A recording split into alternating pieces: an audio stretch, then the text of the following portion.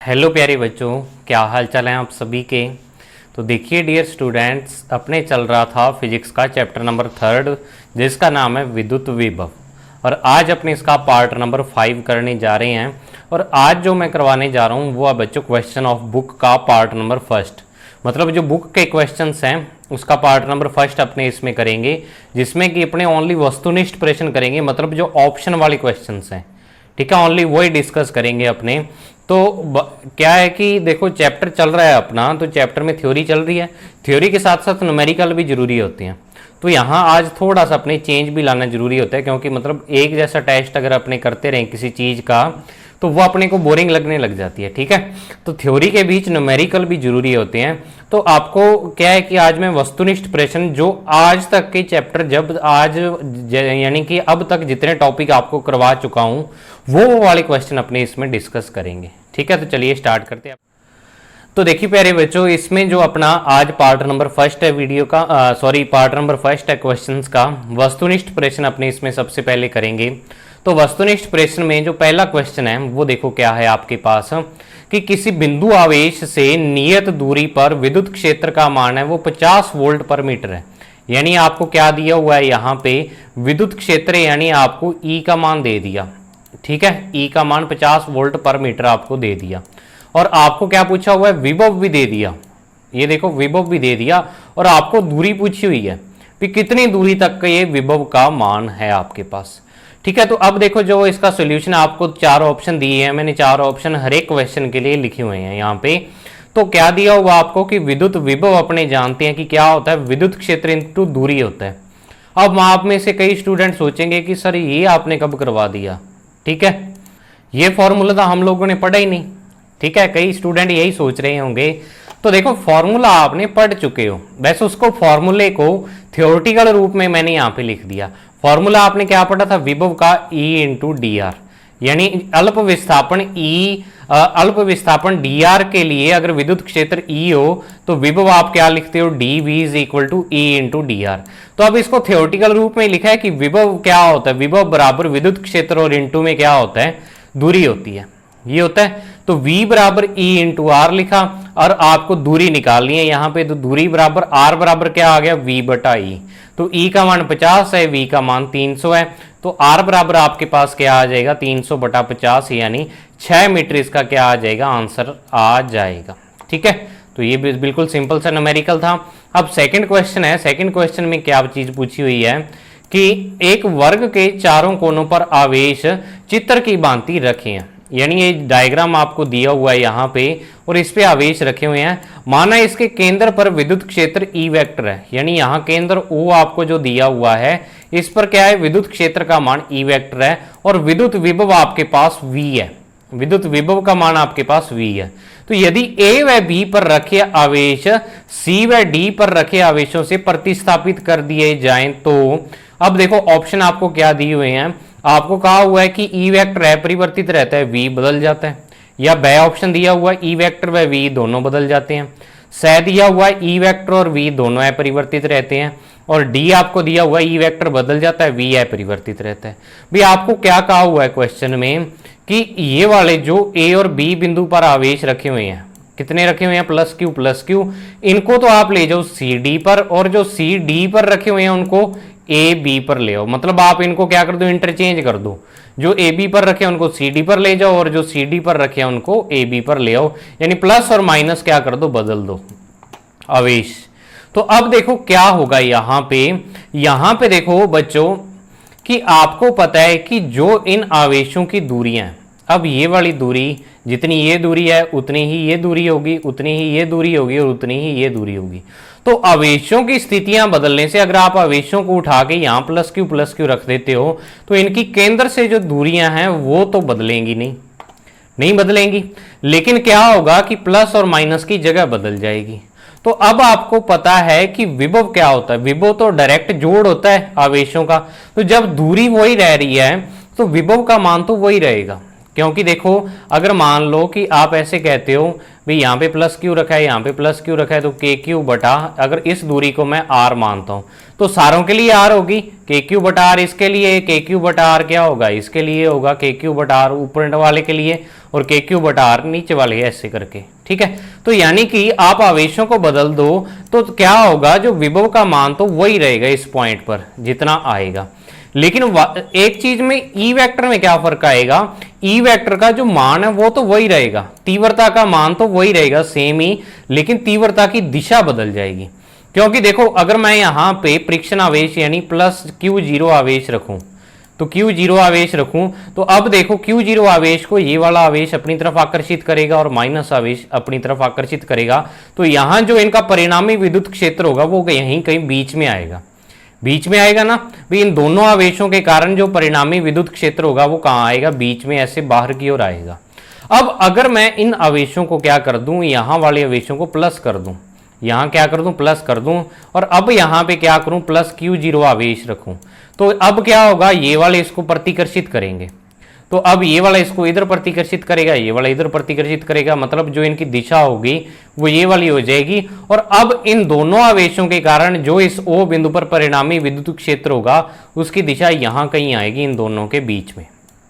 ठीक है, तो क्या हो रहा है, एक चीज आपको पता लग गई, देखो दूरी सेम रह रही है, और आपको पता है विद्युत क्षेत्र की तीव्रता हो चाहे विभव हो, दोनों ही दूरी पर निर्भर करते हैं, के क्यू बटा आर स्क्वायर होता है इसका एक का मान और दूसरे का के क्यू बटा आर होता है, लेकिन विद्युत क्षेत्र की तीव्रता एक सदिश राशि है, तो आवेशों को बदलने से उनका जो विद्युत क्षेत्र की तीव्रता है उसकी दिशा बदल रही है, मान वही रहेगा लेकिन दिशा उसकी चेंज हो रही है, तो मतलब ई वेक्टर चेंज होगा, यहाँ पे ई सदिश चेंज होगा, क्योंकि सदिश में परिमाण और दिशा दोनों आते हैं, तो जो इसका आंसर होगा वो होगा ई वेक्टर तो बदल जाता है और वी क्या रहता है, अपरिवर्तित रहता है। ठीक है, वी वेक्टर क्या होगा, अपरिवर्तित, वी आपका अपरिवर्तित रहेगा। तो वही चीज लिखी है कि आवेशों को प्रतिस्थापित करने पर विद्युत क्षेत्र की दिशा बदल जाएगी परंतु मान समान रहेगा, वह विभव का मान भी समान रहेगा, क्योंकि केंद्र से आवेशों की दूरियां समान है, अतः ई वेक्टर बदल जाता है, वी वेक्टर अपरिवर्तित रहता है। ई वेक्टर बदलता क्यों है, ई वेक्टर का मान नहीं बदलता, ई वेक्टर की दिशा बदलती है वैसा आवेशों को बदलने से। ठीक है, अब नेक्स्ट देखो थर्ड जो क्वेश्चन दिया हुआ है, अब आप में से कई बच्चे ये सोच रहे होंगे कि सर आपने तो कहा था बोर्ड पर कराएंगे न्यूमेरिकल, लेकिन आप तो यहाँ नोट्स पर ही करवा रहे हो, तो बच्चों बोर्ड पर मैं आपको जो न्यूमेरिकल क्वेश्चंस बड़े हैं यानी कि जिनकी कैलकुलेशन हार्ड है वो क्वेश्चन करवाऊंगा, बाकी मैं आपको ऐसी वीडियो के थ्रू ही करवाऊंगा, क्योंकि देखो इस वीडियो को बनाने में जितना मुझे टाइम लगता है उससे 3 गुना टाइम बोर्ड वाली वीडियो को बनाने में लगता है, तो वीडियो आपको थोड़ी सी लेट मिलती है और मेरी बहुत ज़्यादा माथापच्ची हो जाती है। ठीक है, तो मैं अपने हिसाब से जैसे मुझे आसान लगेगा वैसे करूंगा। हाँ, जो टफ क्वेश्चन होंगे ना, जिनकी कैलकुलेशन थोड़ी ज़्यादा लंबी होगी, लेंथी क्वेश्चन होंगे, वो आपको बोर्ड पर करवाऊंगा। ठीक है, अब देखो यहाँ पे क्या दिया हुआ है आपको 8वें क्वेश्चन में, 8वें क्वेश्चन में आपको कहा हुआ है कि एक विद्युत क्षेत्र में किसी बिंदु पर विभव का मान, विभव आपको कितना दिया हुआ है, 200 वोल्ट दिया हुआ है, तो एक इलेक्ट्रॉन को वहां ले जाने में कार्य ज्ञात करना है। अब आपको विभव यानी V का मान दे दिया और बता दिया भी इलेक्ट्रॉन है, तो इलेक्ट्रॉन पर आवेश आपको पता है Q है, तो आपको W निकालना है, तो W इज इक्वल टू क्या होता है, QV होता है ना QV, तो QV आ जाएगा। तो आप देखो आपको क्या दिया हुआ है यहाँ पे V बराबर 200 वोल्ट और इलेक्ट्रॉन के लिए Q बराबर -E होता है, तो यहाँ पे -1.6 इंटू 10 की पावर -19 जूल, Q का मान ये हो जाएगा, सॉरी जूल नहीं, इतने कुलाम आएगा यहाँ पे, यहाँ जूल मैंने गलती से लिख दिया, आप इसको काट के कुलाम कर लेना यहाँ पे, तो कुलाम आ जाएगा इतना। तो अब W is equal to QV formula लगाएं। मैंने आपको कहा था कि विभव वाला जो आपका चैप्टर है इसमें आपको नेगेटिव जो आवेश होगा उसका नेगेटिव साइन साथ में लेना पड़ेगा। ठीक है, तो अब देखो W is equal to QV formula अगर अपने यहाँ पे लगाएं तो Q का मान ये और V का मान ये, तो अब इसमें ये जो 2 जीरो हैं ये 10 की पावर 2 है, तो ये इसमें ऐड होकर कितनी बन जाएगी, 10 की पावर -17, क्योंकि -19 है और प्लस का 2 है तो कितनी रह जाएगी आपके पास माइनस का 17, और ये वाला जो 2 बचा इस 2 को आप 1.6 से गुणा कर दो, तो ये आपके पास जो आंसर आ जाएगा वो आएगा -3.2 इंटू 10 की पावर -17 जूल, ये आंसर आ जाएगा। अब कई स्टूडेंट्स के दिमाग में ये होगा कि नेगेटिव साइन लेते क्यों है, कारण क्या है नेगेटिव साइन लेने का, तो तो नेगेटिव साइन लेने का कारण ये है बच्चों कि अगर मान लो कि जैसे आपका यहाँ पे एक क्यू आवेश पड़ा है, एक क्यू आवेश पड़ा है आपके पास, और आप क्या कर रहे हो कि यहाँ से एक Q0 आवेश को पकड़ के ला रहे हो, Q0 आवेश को पकड़ के ला रहे हो, तो ये वाला आवेश भी क्या है, पॉजिटिव है, और ये वाला आवेश भी पॉजिटिव है। तो अब ये वाला जो Q0 आवेश है, इस आवेश से क्या होगा, प्रतिकर्षित होगा। लेकिन आपको तो इसके विद्युत क्षेत्र में इसको पकड़ के लाना होगा, तो पकड़ के लाना है तो आपको यहाँ पे कार्य करना पड़ेगा। तो वो कार्य क्या होगा, पॉजिटिव होगा, जो आप खुद करोगे, ठीक है। लेकिन क्या होता है कि अगर यहाँ पे इलेक्ट्रॉन रख दूं, इस Q0 आवेश की जगह मैं इलेक्ट्रॉन रख दूं, तो वो इलेक्ट्रॉन इस आवेश की तरफ अपने आप आएगा, अपने आप आएगा, तो अपने को कार्य नहीं करना पड़ेगा, इलेक्ट्रॉन खुद कार्य करेगा। तो खुद कार्य करने से उसकी ऊर्जा कम होगी, और कमी में ही अपने क्या करते हैं, नेगेटिव साइन से दर्शाते हैं। यानी नेगेटिव साइन का मतलब ये है कि आवेश को लाने में अपने को बाहर से कार्य ना करके वो वाला कार्य आवेश खुद ही करने लग जाता है, मतलब खुद ही उससे आकर्षित होकर उसकी तरफ जाने लग जाता है, ठीक है। तो अब तभी क्या लेते हैं अपने W का मान, या सॉरी Q का मान यहाँ पे लेते हैं नेगेटिव। अब नेक्स्ट देखो, नेक्स्ट आता है क्वेश्चन नंबर 5। ये भाई आपका जबरदस्त क्वेश्चन है, ठीक है ना। इस क्वेश्चन में क्या है कि थोड़ा सा लेंथी है, लेकिन है बहुत ही आसान। देखने में ऐसे लगता है कि ये क्वेश्चन क्या होगा, हार्ड होगा। तो देखो आपको क्या दिया हुआ है इसमें, क्वेश्चन समझो, पहले क्वेश्चन को समझना है फिर करना है कि एक्स वाई निर्देशांक के मूल बिंदु पर 10 म्यू कूलाम का आवेश स्थित है। अब जो बुक है ना उसमें आपको ऐसे दिया होगा 10 और आगे यहां पे कूलाम लगाया होगा। तो जब भी आपको बीच में गैप दिखे ना, तो वो म्यू क्या है, जो राजस्थान बोर्ड की हिंदी मीडियम की बुक है उसमें म्यू मिस किया हुआ, मिस प्रिंट है। तो 10 म्यू कूलाम का आपको आवेश दिया हुआ है। तो बिंदु a,0 और दूसरा बिंदु है a/√2 और a/√2 के मध्य विभवांतर का मान वोल्ट में होगा। आपको विभवांतर का मान पूछा हुआ और ये 4 आपको ऑप्शन दिए हुए हैं। तो अब पहले इसका डायग्राम समझो, आप भी डायग्राम कैसे बनेगा इसका, कि आपको क्या दिया हुआ है, एक्स वाई निर्देश तंत्र, मतलब एक्स और वाई अक्ष दिए हुए हैं, और यहां पे आपको 2 बिंदु दे दिए। एक बिंदु तो a,0 और दूसरा a/√2 और a/√2 है। तो अब बिंदुओं को ढूंढते कैसे हैं ग्राफ पर, वो आपको पता होना चाहिए। अगर आपको ग्राफ आता है, 10वीं क्लास में किया है, तो आपको कोई दिक्कत नहीं होगी। तो देखो जो बिंदु आपके पास a,0 बिंदु है, तो a का मान कौन सा है, ये x अक्ष पर a है और y अक्ष पर 0 है मान। तो 0 मान x अक्ष पर होता है, तो ये वाला बिंदु यहाँ पे होगा, ये a,0 बिंदु होगा। अगर मान लो आपको मैं कह दूं 5,0, तो मतलब ये वाला बिंदु x अक्ष तो 5, x अक्ष पर तो 5 यानी इकाई दूरी पर है, और y अक्ष पर ये 0, तो मतलब ये वाला बिंदु है ही x अक्ष पर, क्योंकि x अक्ष पर y का मान 0 होता है। तो ये वाला बिंदु यहाँ पे a बिंदु, इसको मैंने मान लिया। और दूसरा बिंदु आपके पास है a/√2, a/√2। तो इसका मतलब ये वाला बिंदु x अक्ष से भी a/√2 दूरी पर और y अक्ष से भी। तो इस अक्ष से भी आप क्या करो, a/√2 दूरी पर, और इस अक्ष से भी a/√2 दूरी पर, यहां पे आएगा बिंदु ये वाला, ठीक है। तो इसको मिला दिया मैंने, इसको मिला के इसको मूल बिंदु पर मिला दिया, और मूल बिंदु से इसकी दूरी, पहले बिंदु की जो a बिंदु है इसकी दूरी तो मान ली r1 है मूल बिंदु से, और दूसरे की दूरी मान ली r2 है, ठीक है ना। पहले जो बिंदु की दूरी मान ली r1 और दूसरे की r2 है, यानी a की दूरी r1 और b की r2 है। तो आपको क्या पूछा हुआ है कि जो ये a और b बिंदु आपको दिए हुए हैं, ये a बिंदु दिया है और ये b, तो इन दोनों के मध्य विभवांतर का मान आपको निकालना है। तो विभवांतर का मान निकालने से पहले आपको बच्चों क्या पता होना चाहिए, इस बिंदु पर विभव पता होना चाहिए और इस बिंदु पर विभव पता होना चाहिए, v1 और v2 का मान। फिर आप इन दोनों को क्या कर दोगे, माइनस कर दोगे, तो वो क्या आ जाएगा, विभवांतर आ जाएगा इन दोनों बिंदुओं के मध्य। तो मतलब अब अपना जो टारगेट है, वो टारगेट किसका है भी, अपने को यहां पर सबसे पहले क्या निकालना है, विभव का मान निकालना है दोनों बिंदुओं के लिए। तो विभव का मान देखो अपने क्या करते हैं कि आवेश आपको 10 म्यू कूलाम, यानी Q का मान 10 म्यू कूलाम दिया है, और दूसरा माना दोनों बिंदुओं की मूल बिंदु से दूरियां r1 और r2 हैं, r1 r2 दूरी मान ली। तो अब Q के कारण A पर विभव जो होगा, आपको पता है कि जो आवेश है आपका वो कहां पे रखा हुआ है, मूल बिंदु पर रखा है, ये 10 म्यू कूलाम का आवेश, यानी Q बराबर 10 म्यू कूलाम का आवेश यहां पे रखा हुआ है। तो अब इससे जो पहले बिंदु की दूरी है वो r1 है, तो इस आवेश के कारण r1 दूरी पर जो विभव का मान है वो क्या होगा, kq/r1 होगा। अब R1 का मान अपने को निकालना पड़ेगा, क्योंकि R1 R2 तो खुद की तरफ से मानी हुई राशि है R1 और R2। तो अपने R1 का मान यहाँ पे निकालते हैं। तो मैं एक फॉर्मूला लगाता हूँ कि ये वाला जो बिंदु है, मूल बिंदु, इसके निर्देशांक हैं 0,0 और दूसरे जो लास्ट बिंदु के निर्देशांक है a,0। तो अब ये वाला फॉर्मूला आपने 10वीं क्लास में निर्देशांक ज्यामिति वाले चैप्टर में पढ़ा होगा कि दो बिंदुओं के मध्य दूरी कैसे निकालते हैं, √x2 - x1 का स्क्वायर प्लस y2 - y1 का स्क्वायर। जिसको नहीं पता 10वीं क्लास की बुक उठा के देखना, उसमें आपको पता लग जाएगा। ठीक है, तो यानी ये आता है कि कब जब भी अपने को ग्राफ में दो बिंदुओं के बीच दूरी निकालनी हो, उसके लिए ये सूत्र है। तो अब ये दो बिंदु हैं, तो यहां ये वाला बिंदु x2 y2 है लास्ट वाला बिंदु, और ये क्या है x1 y1 है। तो अपने जो फॉर्मूला यहां पे लगा रही हैं x2 - x1 का स्क्वायर, y2 - y1 का।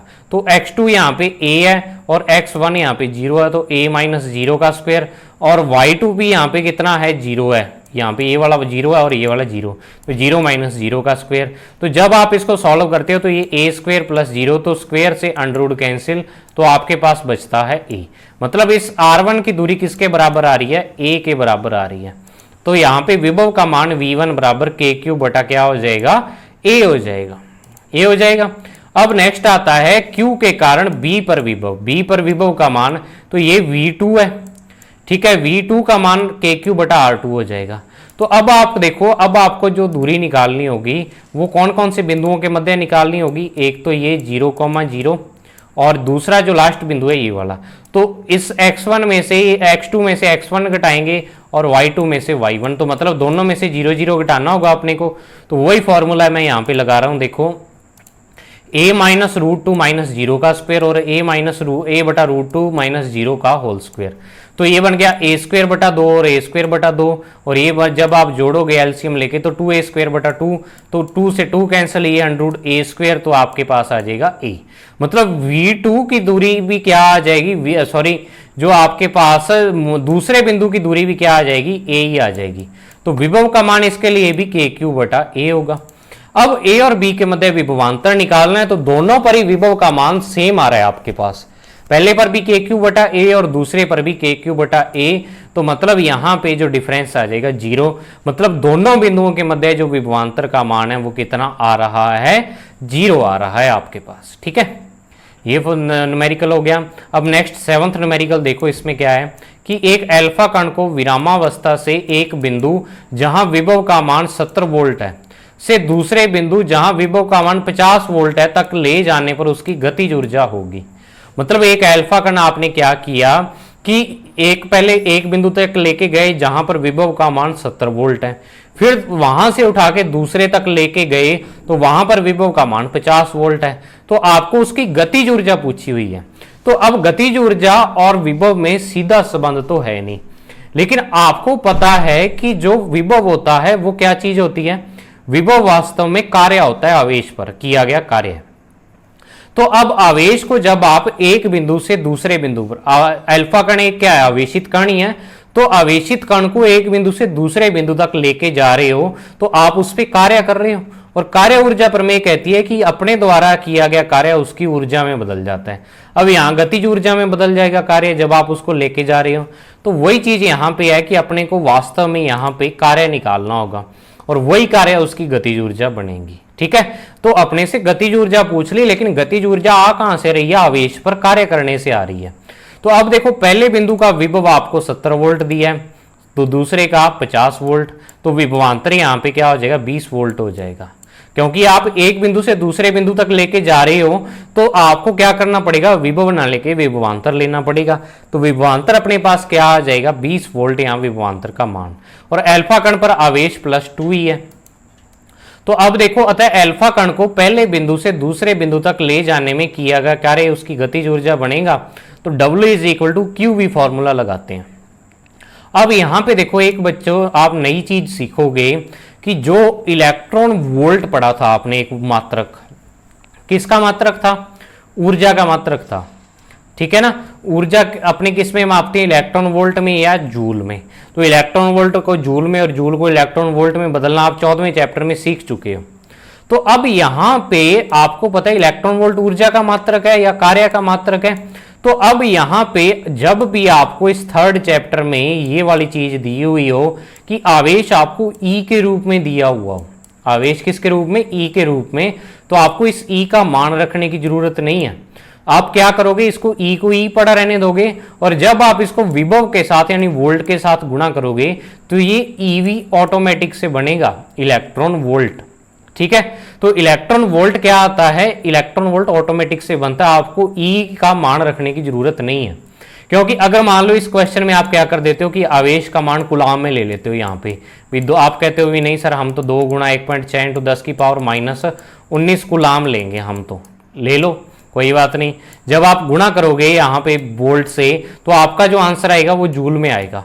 जूल को फिर से आपको जब आपका आंसर ऑप्शन में इलेक्ट्रॉन वोल्ट में पूछा हुआ है तो जूल को जब आप इलेक्ट्रॉन वोल्ट में बदलोगे तो 1.6 इंटू 10 की पावर -19 से क्या करना पड़ेगा, भाग करना पड़ेगा। तो पहले तो आपने गुणा किया फिर भाग किया, तो बात तो वही आ गई। तो इसका मतलब आप कुछ भी ना करो, जैसा है वैसा पड़ा रहने दो।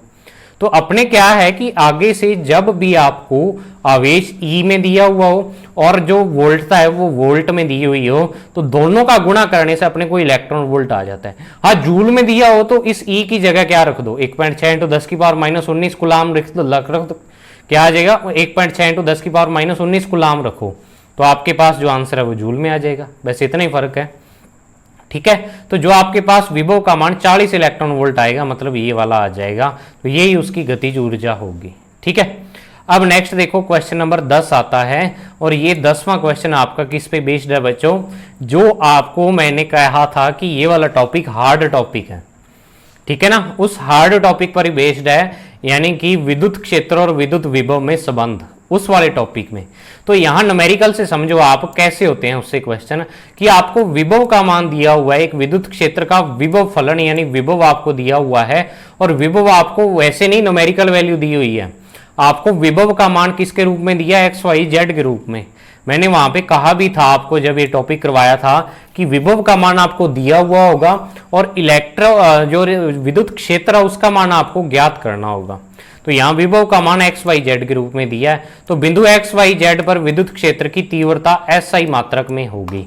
तो अब विद्युत क्षेत्र की तीव्रता का संख्यात्मक मान आपको निकालना है, मतलब वेक्टर फॉर्म तो आती है, विद्युत क्षेत्र की तीव्रता की वेक्टर फॉर्म तो आएगी, उससे आपको इसका संख्यात्मक मान मतलब इस वेक्टर का आपको परिमाण निकालना होगा यहाँ पे। तो समझो ये क्वेश्चन कैसे होगा, पहले V का मान लिखो, V ये होता है। अब तीव्रता और विद्युत विभव में जो संबंध था उस फॉर्मूले पर आ जाओ आप। ठीक है, तो उस फॉर्मूले में क्या था कि ये E वेक्टर बराबर क्या होता है, माइनस का I cap del V upon del x, del V upon del Y और डेल V अपॉन में डेल जेड, ये होता है, ये वाला फॉर्मूला पढ़ा था। अब समझ लो आप यहां पे अच्छे तरीके से कि जो del V upon del x, del V upon del Y और del V upon del z है, मैंने कहा था ये अवकलन से अलग है ये चीज। तो अवकलन से अलग कैसे है और इसको अपने आंशिक अवकलन कहा था और इसका मान कैसे ज्ञात करते हैं वो देखो कि जब आपको डेल V बटा डेल एक्स दिया है तो अवकलन आपको V का ही करना होगा। तो V का मान आपके पास यहाँ पे ये है। ठीक है, ये वाला मान है V का। तो अब इसमें क्या होगा कि नीचे x लिखा हुआ है तो मतलब जो x है उसका ही अवकलन होगा ओनली, y और z यहां पे कांस्टेंट की तरह काम करेंगे। आंशिक अवकलन में जिसके सापेक्ष आपको अवकलन करना होता है बस उसी का करते हैं, बाकी को कांस्टेंट मान लेते हैं अपने। ठीक है, अब देखो अगर मान लो कि अगर ये एग्जांपल तो चलो है, अगर मान लो आपको ऐसे दिया हो x²y, इसका अवकलन आपको क्या करना है, आपको ऐसे दे दिया भी डेल अपॉन में डेल x।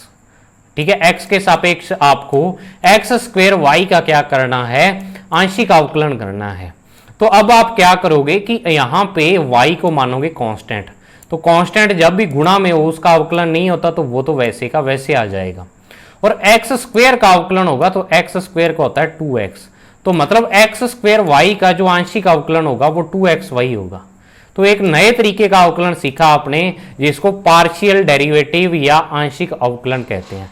तो अब अपने जो समीकरण दिए इसका आंशिक अवकलन करते हैं अपने, तो ये वाली समीकरण है, तो इसमें ओनली x वाले का अवकलन होगा, बाकी y और z को कांस्टेंट मानेंगे तो यहां प्लस में आ गए कांस्टेंट, तो प्लस में जब भी कांस्टेंट हो उनका अवकलन 0 होता है। देखो जब आपको मान लो 5 प्लस एक्स स्क्वायर का अवकलन करना है तो अब ये वाला कांस्टेंट चीज है, इसका अवकलन 0 होगा और एक्स स्क्वायर का क्या होगा 2x होगा, ये होगा। लेकिन अगर आपको कह दूं मैं कि 5x स्क्वायर का करना है तो अब एक्स स्क्वायर का तो 2x होगा ही, लेकिन ये वाला 5 यहां गुणा में है। कई स्टूडेंट इसमें कंफ्यूज हो जाते हैं, भाई सर यहाँ पे तो आपने 5 का अवकलन कर दिया 0 और यहाँ पे 5 आप साथ में लिख रहे हो, तो वो डिफरेंस बच्चों यहाँ प्लस और गुणा में आ जाता है। जब गुणा में हो तब तो 5 पड़ा रहेगा और जिसका अवकलन होगा वो हो जाएगा, तो ये 10x आंसर आ जाएगा। लेकिन यहाँ पे जो 5 का अवकलन है वो 0 हो जाएगा और आपके पास ओनली 2x बचेगा। तो वही चीज यहाँ पे है कि यहाँ पे ये वाली राशियां 3y और √15z ये कांस्टेंट की तरह काम करेगी, तो इनका अवकलन 0 और यहाँ पे -5x में -5 तो कांस्टेंट है, ये तो पड़ा रहेगा और x का अवकलन 1 हो जाएगा, तो -5 गुणा 1 -5, तो मतलब डेल v बटा डेल x का मान आपके पास -5 आया। अब इसी तरीके से डेल v बटा डेल y का मान निकालना है, तो अब अपने x और z को कांस्टेंट मान लेंगे और y का मान अपने क्या कर लेंगे, यहां से फाइंड कर लेंगे। तो y का मान देखो कैसे फाइंड करेंगे कि देखो इसको कांस्टेंट माना, इसको कांस्टेंट माना, तो इसका अवकलन 0 और इसका अवकलन 0, ये हमेशा 0 नहीं होगा। अगर मान लो यहाँ पे ऐसे हो -5x और साथ में y भी हो इसकी जगह पे, ठीक है, तो अब यहां y का अवकलन क्या हो जाएगा 1 हो जाएगा, लेकिन ये जो -5x है ये गुणा में पड़ा रहेगा, तब यहां पे माइनस का 5x बचेगा। तो वो आपको अलग न्यूमेरिकल देखो 3-4 न्यूमेरिकल इसी पे बेस्ड और आएंगे, वहां और ज्यादा समझ आ जाएगा। तो यहां आपको x और z को 0 और y का अवकलन यहाँ पे 1 हो जाएगा और साथ में 3 पड़ा ही है, तो 3 गुणा 1 3, तो इसका 3 आ जाएगा। और इसी प्रकार अगर आप z का करोगे तो वो √15 आ जाएगा। तो अब यहाँ पे इन del v upon del x, del v upon del Y और del v upon del z इनके मान यहाँ पे रख दो, आप इस समीकरण में पुट कर दो।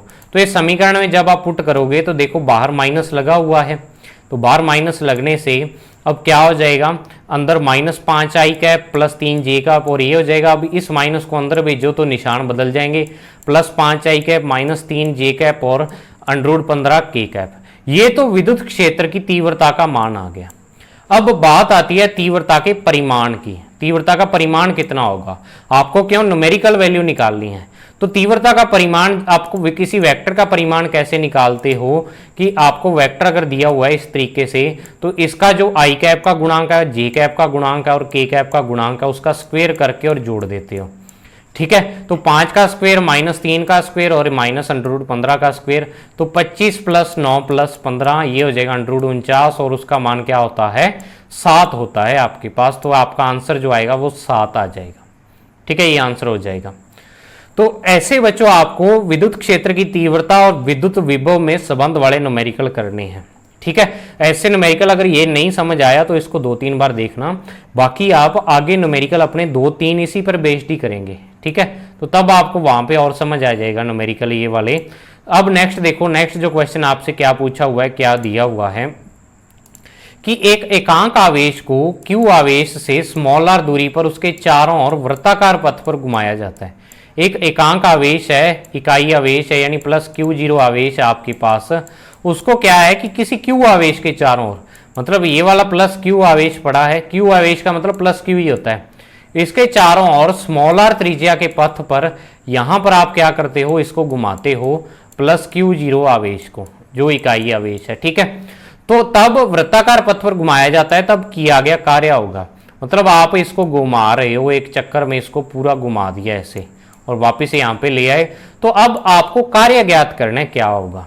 तो कार्य का मान आपको देखो 4 ऑप्शन दिए हुए हैं। तो कई बच्चे तो सोचेंगे कि कार्य बराबर क्या होता है, बल गुणा विस्थापन होता है, ठीक है, बल गुणा विस्थापन हो जाएगा। तो बल गुणा विस्थापन, यहाँ पे बल का मान क्या आ जाएगा, विद्युत क्षेत्र की तीव्रता, और कर करा के वो क्या करते हैं कि यहाँ पे कार्य का मान ऐसे ये वाला आंसर टिक कर देंगे, भी पूरी दूरी तो ये चलाओ, यहाँ पे 2πr उसने पूरे पथ पर चक्कर लगाया। तो ये वाले जो ऑप्शन है ना बच्चों, ये सोच समझ के दिए हुए हैं, भी बच्चे अगर ऐसे समझेंगे इसको तो तब इसका ऐसा आंसर देंगे। कई सोचेंगे भी क्या होता है कि यहाँ पे जो किया गया कार्य बल, यहाँ पे k³/r² तीव्रता होती है, ऐसे उलझ जाते हैं। कई बच्चे इसको टिक कर देंगे, कई इसको। तो अब देखो आपको उसने कहा क्या है कि क्यों एक एकांक आवेश को अपने पूरे वृत्ताकार पथ में घुमा रहे हैं, तो कार्य ज्ञात करना है। तो आप देखो वृत्ताकार पथ पर जब आप उसे घुमाओगे तो जिस बिंदु से आप चलना स्टार्ट करोगे पूरा घूम के उसी बिंदु पर वापस आ जाओगे। तो आपके द्वारा मुझे बताओ विस्थापन कितना होगा आपका भी, आप घूम के उसी जगह पर आ गए तो विस्थापन कितना होगा, विस्थापन 0 होगा। तो विस्थापन 0 होगा तो कार्य कितना होगा, 0 होगा। ठीक है। और दूसरी चीज यहां पे ये है कि यहां पे प्लस क्यू आवेश पड़ा है और यहां पे जो विद्युत क्षेत्र की दिशा है वो ऐसे बाहर की ओर होगी किसी भी बिंदु पर। लेकिन अगर मैं इस बिंदु पर विस्थापन की दिशा निकाल रहा हूं भी, आप इसको ऐसे घुमा रहे हो, इस पथ में घुमा रहे हो, तो मतलब आपका कण इधर जा रहा है। तो अब यहां पे जो विस्थापन होगा वो इस पर स्पर्श रेखा होगी। तो यहां पे ई वेक्टर और डी आर वेक्टर की अगर मैं बात करूं तो इनके बीच हमेशा कोण 90 डिग्री आएगा। अगर मैं इस बिंदु की बात करता हूं तो यहां डी आर वेक्टर ऐसे स्पर्श रेखा होगा और ई वेक्टर ऐसे होगा यहां पे, तो यहां भी 90 डिग्री का कोण। तो दो कारण बन रहे हैं यहां पे, एक तो जो वृत्ताकार पथ है उस पे विस्थापन 0 होता है और दूसरा कारण बन रहा है कि जो ई वेक्टर और डी आर वेक्टर दोनों हैं इन दोनों के बीच का कोण 90 डिग्री रह रहा है हमेशा। तो मतलब यहां पे किया गया कार्य 0 होगा। ठीक है। तो वही चीज ये है कि क्योंकि आवेश को वृत्ताकार पथ में घुमाया जाता है अतः प्रत्येक बिंदु पर ई वेक्टर और डी आर वेक्टर के मध्य कोण 90 डिग्री होगा। इसके अलावा एक चक्कर में कुल विस्थापन भी 0 होगा तो किया गया कार्य भी क्या हो जाएगा, 0। तो है ना भी जबरदस्त न्यूमेरिकल आपकी बुक में दी हुए, मुझे तो बहुत अच्छे लगते हैं ये न्यूमेरिकल। जो कंपटीशन एग्जाम है ना उसमें ऐसे न्यूमेरिकल पूछते हैं आपसे। ठीक है। ये जो ऑप्शन वाले क्वेश्चन है ना, ये तो आप मान के चलो कि जो कंपटीशन है उसमें ऐसे ही आते हैं क्वेश्चन सारे, जो आईआईटी वगैरह नीट वगैरह का पेपर होता है ऐसे क्वेश्चन उसमें पूछते हैं। अब देखो नेक्स्ट आपको क्या दिया हुआ है, 14वें क्वेश्चन में आपसे पूछा हुआ है कि चित्र के अनुसार व्यवस्थित आवेशों के कारण एक कूलाम आवेश को P से Q बिंदु तक ले जाने में किया गया कार्य जूल में होगा। भी आपको ये डायग्राम दे दिया और आपको कह दिया भी एक आवेश को पकड़ के आपको कहां से P बिंदु से लेके और Q बिंदु तक लाना है, यहां से लेके और यहां तक लाना है। आपको आवेश ऐसे दे दिए भी यहां प्लस 40 कूलाम पड़ा है और यहां माइनस 40 कूलाम पड़ा है। ठीक है। तो आपको कार्य निकालना है। तो ये भी भाई कॉन्सेप्चुअल प्रश्न है, ये वाला कॉन्सेप्चुअल क्वेश्चन है। इस क्वेश्चन में कॉन्सेप्ट लगेगा, फॉर्मूले नहीं लगेंगे। तो बच्चे यहाँ उलझ जाते हैं भी कार्य कैसे निकालेंगे, अपने पास क्या फॉर्मूला है। कई बच्चे तो विभव निकालना शुरू कर देंगे यहाँ पे भी, ऐसे यहाँ से विभव निकाला, ये विभव निकाला, फिर उसको जोड़ा, देखा और फिर अब एक चीज यहाँ पे ये समझो, वैसे तो उससे भी हो जाएगा भी। आपके पास देखो विभव का फॉर्मूला होता है के क्यू बटा में ए, या के क्यू बटा ए हो जाएगा। यहाँ पे जो आवेश है क्यू का मान यहाँ 40 कूलाम है तो उसको क्यू ही मान लो, ये इसको क्यू मान लो, इसको माइनस क्यू मान लो। और दूसरे के कारण जो बी बिंदु के कारण विभव होगा वो माइनस के क्यू बटा ए होगा, क्योंकि वहां पे नेगेटिव आवेश है तो टोटल विभव यहाँ पे 0 आएगा। एक फॉर्मूला तो ये है। और दूसरी चीज यहाँ पे ये बन रही है कि जो आपकी पी क्यू रेखा है ये एक द्विध्रुव की निरक्ष रेखा है, क्योंकि ये प्लस 40 कूलाम और माइनस 40 कूलाम यहाँ पे मिलके एक विद्युत द्विध्रुव का निर्माण कर रहे हैं। मतलब ए बी यहाँ पे क्या है, विद्युत द्विध्रुव है और पी क्यू इसकी क्या है, निरक्ष वाली रेखा। और आपको मैंने कहा था कि निरक्ष वाली रेखा के लिए थीटा बराबर क्या होता है, 90 डिग्री होता है। तो थीटा 90 डिग्री आ गया तो निरक्ष वाली रेखा के लिए जो विद्युत विभव का मान होगा क्या होता है, के पी कोस थीटा और बटा में आर स्क्वेयर, ये वाला मान होता है। तो थीटा 90 डिग्री, तो जो आप कोस 90 का मान 0, तो मतलब विभव का मान 0। इस बिंदु पर किसी मर्जी पॉइंट पर पूछ लें आपको, इस लाइन पर कोई मर्जी पॉइंट देके भी यहाँ विभव निकालो, यहाँ निकालो, यहाँ निकालो, तो हर एक बिंदु पर विभव का मान क्या होता है, निरक्ष पर 0 होता है। तो यहाँ पे विभव 0 है तो किया गया कार्य W is equal to QV से V 0 है तो W भी क्या होगा, 0 होगा। आपसे कार्य का मान जूल में पूछा हुआ है तो विभव 0 है तो कार्य भी क्या होगा, 0 होगा। तो ये थे आपके बच्चों बुक के वस्तुनिष्ठ प्रश्न। तो देखो वस्तुनिष्ठ प्रश्न में ही आपको 33 मिनट की वीडियो बन गई, 33-34 मिनट की। अगर इसमें मैं ऐड करता जो आपके छोटे क्वेश्चन होते हैं तिलगुत्रात्मक, तो फिर वीडियो बहुत बड़ी बन जानी थी, तभी मैंने ये करवाई है। अब आगे अपने 2-3 टॉपिक कर लेंगे इसके बाद, ये नेक्स्ट वीडियो में नेक्स्ट 1-2 वीडियो टॉपिक पर बना लेंगे, फिर एक वीडियो अपने न्यूमेरिकल पर बना लेंगे। न्यूमेरिकल पर मैं अलग वीडियो इसलिए बनाता हूं क्योंकि आपको बाद में न्यूमेरिकल ढूंढने आसान हो जाए। ठीक है। अगर मैं साथ में ही अगर मान लो कोई टॉपिक करवा रहा हूं उसके बाद जस्ट बाद न्यूमेरिकल करवा दूं तो आपको न्यूमेरिकल ढूंढने मुश्किल हो जाएंगे भी कौन सा न्यूमेरिकल कहां पे है। और वीडियो के डिस्क्रिप्शन में मैं जो आज के न्यूमेरिकल आपको करवाए हैं इनके क्रमांक भी डाल दूंगा भी ये क्वेश्चन मैंने इस वीडियो में करवा रखे हैं, जिससे आपको ढूंढना आसान होगा, एग्जाम के टाइम में बहुत हेल्प करेगी ये वाली वीडियो आपकी। ठीक है, तो मिलते हैं अपने नेक्स्ट वीडियो में, तब तक के लिए thank you, have a nice day.